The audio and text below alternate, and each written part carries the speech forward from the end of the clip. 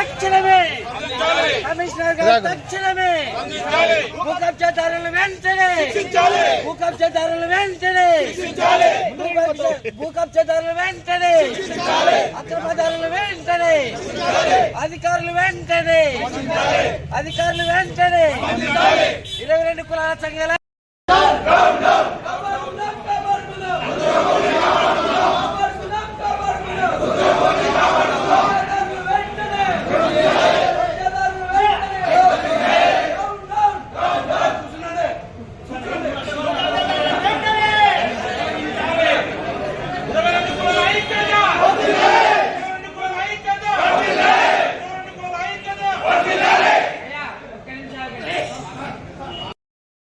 విలువ కలిగింది కనుక ఆ విలువైన స్థలాన్ని ఎలాగైనా మరి కబ్జా చేయాలనేటువంటి ప్రయత్నంతో వెంకటాపురం కాలనీకి చెందినటువంటి గోవర్ధన్ రెడ్డి అనేటువంటి వ్యక్తి మరి మున్సిపల్ కమిషనర్ గారిని పాలక పక్షాన్ని అంటే చైర్మన్ వైస్ చైర్మన్ గారిని మరి లోపాయి గారిగా కలిసి మరి 2023 మార్చి నెల 30 తారీఖున మరి మున్సిపల్ కౌన్సిల్లో ఇప్పుడున్నటువంటి 33 మంది కౌన్సిలర్ని మభ్యపెట్టి వాళ్ళకి తెలియకుండా టేబుల్ ఐటమ్గా ప్రవేశపెట్టి మరి ఆ యొక్క ఆమోదం తీసుకోవడం జరిగింది. మరి ఆ ఆమోద తీర్మానంతోనే మరి తీర్మానం కాబట్టి అక్కడ మరి 17 ప్రజలు సౌకర్యార్థమని చెప్తున్నారు. కానీ అక్కడ ఎక్కడ కూడా జనవాసాలు కానీ నివాసాలు కానీ ఎవరు కూడా లేవు. ఆ విషయాన్ని మీరు మీడియా మిత్రులైతేమి, ప్రజా సంఘాలైతేమి, యువజన సంఘాలైతేమి గ్రౌండ్ లెవెల్లో వెళితే ఆ విషయాన్ని మనం గమనించవచ్చు.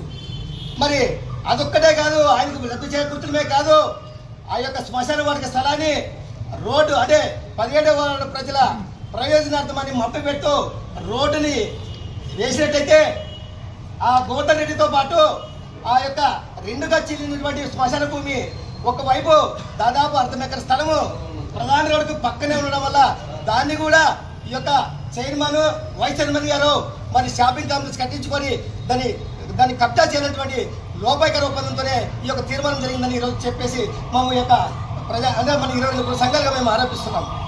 మరి దానికి నిదర్శనంగానే ఆ తీర్మానం కాలం తీసుకెళ్లి ఆ గోవర్ధన్ రెడ్డి గారు ఆ యొక్క శ్మశాన వాటిక భూమి మీదుగా మొత్తం గ్రావే తోలించి ఆక్రమించడం జరిగింది.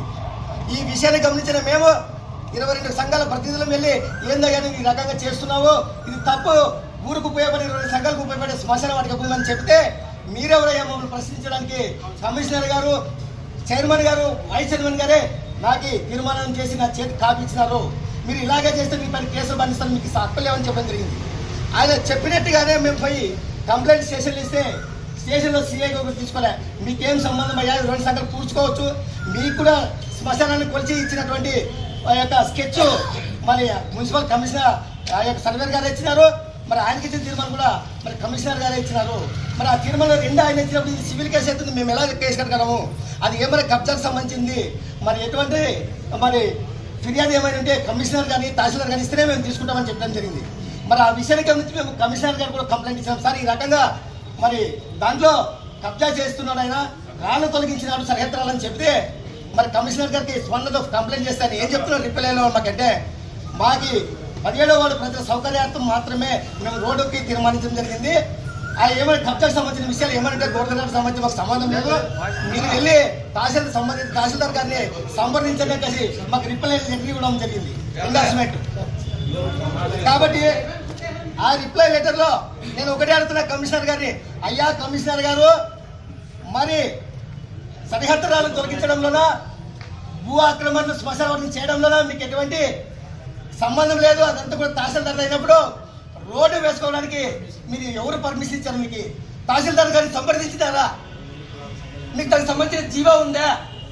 ఎందుకంటే 22 కులాల సమూహానికి ఈ ఎమ్మిగ్నూరు జనాభాలో 80% జనాభాకి ఉపయోగకరమైనటువంటి ఆ యొక్క ప్రత్యేక అవసరాల నిమిత్తం శ్మశాన వాటికి ఇచ్చిన స్థలాన్ని కొంతమంది ప్రైవేటు వ్యక్తుల ప్రయోజనార్థము ఈ యొక్క 17వ వార్డు ప్రజల సౌకర్యం కోసం అని చెప్పి మబ్బు పెట్టు ఇవ్వడం ఎంతవరకు సమంజసమని మేము ఈరోజు మిమ్మల్ని ప్రశ్నిస్తున్నాం.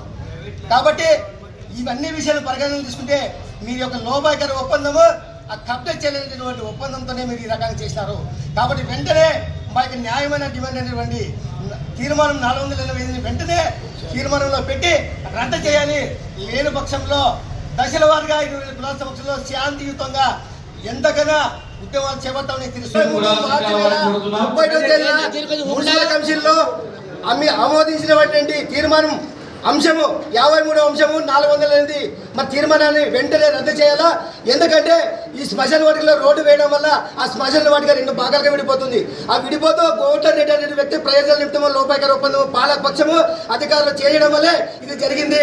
మరి ఈ రకంగా రోడ్డు వేస్తూ మా శ్మశానం 2 ముక్కలుగా విడిపోతుంది. 2 ముక్కలుగా విడిపోతే ఒక భాగాన్ని రోడ్డు వెంబడి ఉన్నదాన్ని మరి యొక్క అధికార పక్షము ఇంకో కొత్త భాగాన్ని గోవర్ధన్ రెడ్డి ఆక్రమించుకొని దాని యొక్క షాపింగ్ కాంప్లెక్స్ కట్టించాలనేటువంటి ఉద్దేశంతో ఇలా చేశారని మేము డిమాండ్ చేస్తున్నాము. అంతేకాదు మరి యొక్క శ్మశాన వాటిక భూమి 2 కులాలకు సంబంధించింది. అంత వ్యక్తుల ప్రయోజనార్థము మరి జరుగుతున్నప్పుడు ఈ కౌన్సిలర్ తీర్మానం జరిగినప్పుడు ఇంతమంది మున్సిపల్ కౌన్సిలర్లు ఇంతమంది ఇక్కడ ఆమోదించినారంటే మాకు చాలా దురదృష్టకరమైన విషయం. అయ్యా కౌన్సిలర్ల మీకు చేత ఎత్తుకొస్తున్నాము. ఎమ్మెనూరులో 80% జనాభాకు సంబంధించినటువంటి శ్మశాన వాటిగా హిందువులకు సంబంధించిన శ్మశాన వాటికి ఇది మీరు ఒక్కసారి ఆమోదం అజెండాలో పెట్టినప్పుడు దాన్ని పరిశీలించండి, ఆలోచించండి. మీరు తహసీల్దార్ దగ్గరికి వెళ్తే ఆయన ఒకటి చెప్తాడు, అయ్యా మీరు కల్పించినటువంటి మీరు ఆమోదించి చేసినటువంటి వాళ్ళకు వచ్చాయి కదా, వాళ్ళు ఎందుకు ఇలా చేస్తారో వాళ్ళు నిలదీయాలనుకుంటున్నాము. సార్ ఒక్క విషయం సార్ చెప్పినాము, ఎవరు ఆకుపోయకుండా దాదాపు 6 ఫీట్ ఉండేటట్టు కాంపౌండ్ వాళ్ళు కడుతున్నాం. దాని ఆపోజిట్ కూడా ఎంఆర్ఓ గారికి ఏదైతే ఎంక్రోచ్మెంట్ 2 ఇల్లు కొట్టాలు వేసుకున్నారో అవి కూడా తెమ్మని చెప్పి ఎంఆర్ఓ గారికి లెటర్ పెట్టాము. ఆ లెటర్లో కూడా ఒకసారి డిస్కస్ చేసి ఎమ్మెల్యే గారిని పంపించుకొని వచ్చి ఏం చేయాలని కూడా రిమూవ్ చేద్దాం. రిమూవ్ చేసి మంచి కార్యక్రమం చేద్దాం, ముందుకు వెళ్దాం.